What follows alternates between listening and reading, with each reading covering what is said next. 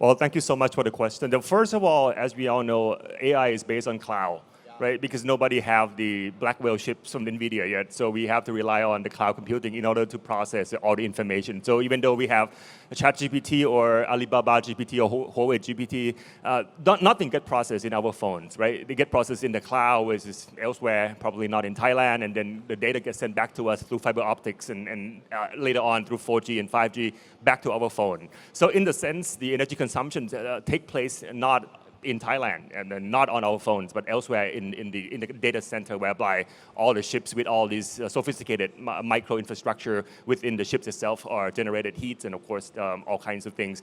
So for us, I have a very optimistic view about it because first of all, we are at the early stage of AI adoptions.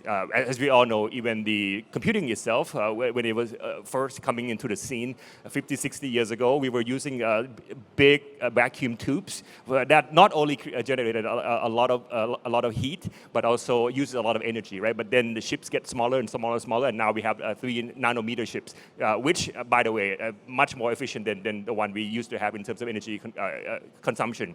So I have extreme optimism that within the next few years, we're going to have even better ships that use even less energy, and therefore we can concern less about this. But from my perspective, I was trained as an architect. So I first look at the comfort of the people in the buildings. Right? We can live in a building that is energy efficient, but if you feel hot all the time because it's so energy efficient, because you turn down all the air conditioning all the time, that's not a good building. So comfort has to come first, and then you can think about energy efficiency because human comfort is the goal of any technology we're trying to build in the world today. And I believe that once we have more development in terms of research and technologies, we're going to have a better ships, we're going to have a better ways of actually bringing down the energy consumptions. We will get to where we want it to be. But one thing about the regulations of the AI efficiencies and technologies in terms of energy that I have in mind and Thai government is actually reckoning quite rigorously is the idea that we don't want to put too much regulations when the AI industry is still expanding,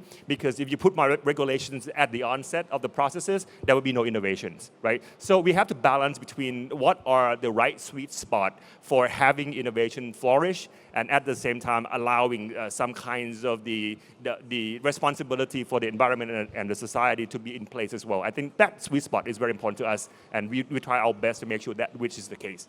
Thank you, Dr. Nong.